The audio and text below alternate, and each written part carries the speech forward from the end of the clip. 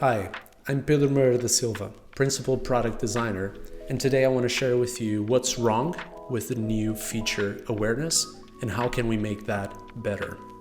First off, users don't see what we ship.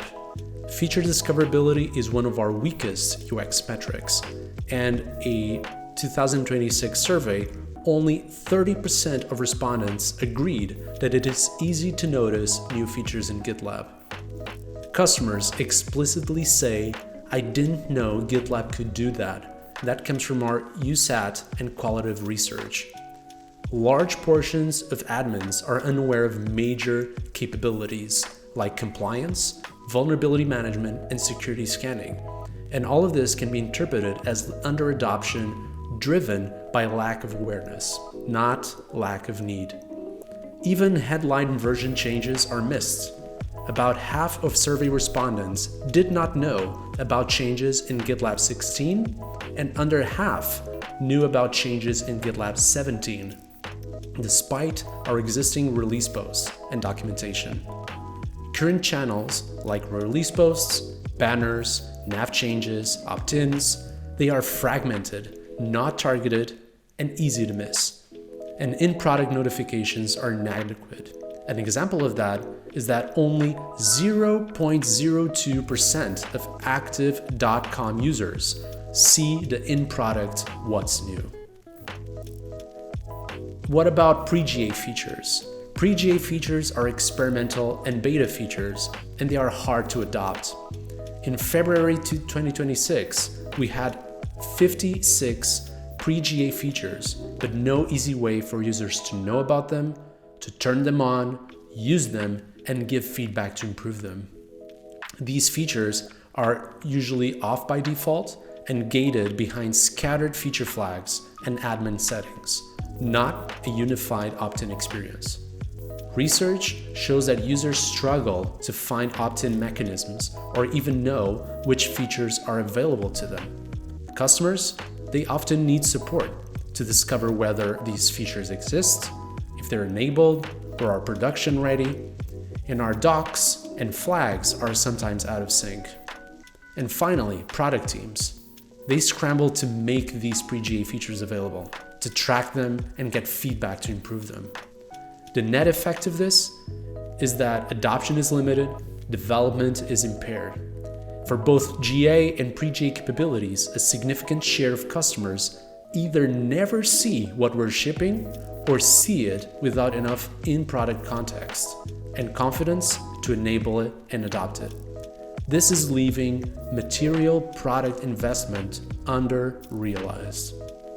To solve this, let's see what the user can experience. Meet Thomas Vance. They're a security engineer and an avid GitLab user, someone who genuinely wants to keep up with everything we're shipping. But right now, that's hard.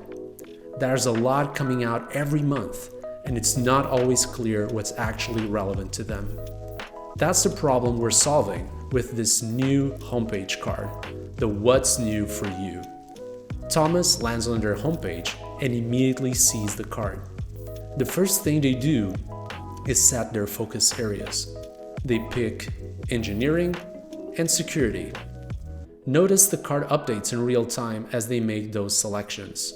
From this moment on, GitLab is only surfacing what matters to Thomas.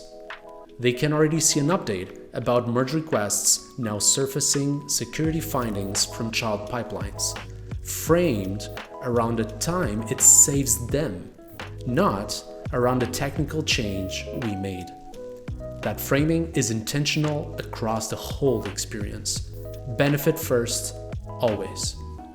Thomas clicks to open the full What's New drawer. The drawer shows their two focus areas are already applied. The content is organized into 3 sections: What's New for You, which are updates they haven't seen yet, Preview features, which we'll come back to, and Previous updates, things they've already seen. They decide to open the most recent update. The detail view is well organized. A visual shows exactly where they'd encountered this in the UI, clear availability information including which tiers it is on, and a direct path to try it right now. If their tier doesn't include it, there's a way to manage subscriptions or ask a group owner to upgrade. Thomas decides to mark everything as seen. The card shifts to a "you're all caught up" state and immediately tells them when the next GitLab version ships, with a link to see what's coming. With the updates out of the way, the drawer now gives more prominence to preview features. This is a centralized place where Thomas can discover and toggle experiment and beta features, things that are available early before they reach general availability. Thomas spots the new merge request homepage and clicks it. An inviting modal opens. It shows an illustration of the features, explains what's included, calls out anything they should know up front, and tells them exactly how to try it. And here's something important. This modal also includes a feedback link. The destination can be a feedback issue, a short survey, or even an in-product form. And that is decided by the product team for each feature. The point is that when Thomas turns on something early, we're not just giving them access, we're opening a direct line to our developer relations team to build relationships with early adopters and collect signal that helps us improve the product before it ships to everyone. Thomas turns on the feature.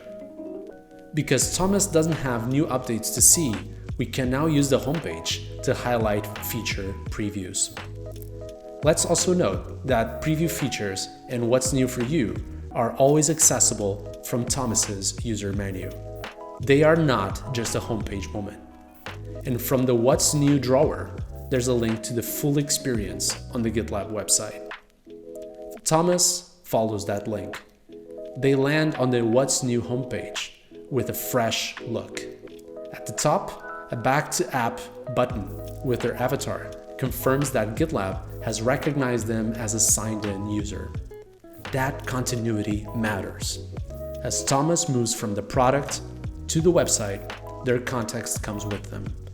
At the top of the page, 3 tabs: Releases, Upcoming, and Feature Previews. And notice, their focus areas, engineering and security, have carried over. Whether that's via their account or local preference, the result is the same. Thomas doesn't have to reconfigure anything. Their filters are already applied. On the Releases tab, they can see the 2 most recent versions highlighted, because they last visited during an earlier release. Each version has a clear header, feature highlights with availability and tier information, and an accordion to expand further improvements without overwhelming the view. Previous releases are collapsed by default. Thomas heads to the Feature Previews tab. It works the same way. New previews they haven't seen are highlighted. It distinguishes between features they can turn on for their own account and features that require a project, group, or instance admin to make available first. Thomas is interested in custom flows, a pipeline builder that is currently in early access, but it hasn't been made available to them yet. So they reach out to Betty. Betty is an instance admin on their self-managed instance. So let's take a look at what Betty sees. In the admin area, Betty now has a dedicated Preview Features settings page. It lists all available experiment and beta features, flagging which ones have been made available and showing each one's scope, whether it is available to all or specific users, groups, or projects. Betty can see 2 new previews that are still unavailable. Thomas has asked them about custom flows, so Betty opens it. A drawer shows the feature's status, scope, a description of what it does, and a link to documentation. Just like the user-facing modal, the admin view also surfaces the feedback link for the feature. Betty's perspective matters too. because admins who evaluate preview features are another valuable source of early signal for the product team. Betty decides they're comfortable making it available. And here's the important detail. Making a feature available at this level doesn't turn it on for users.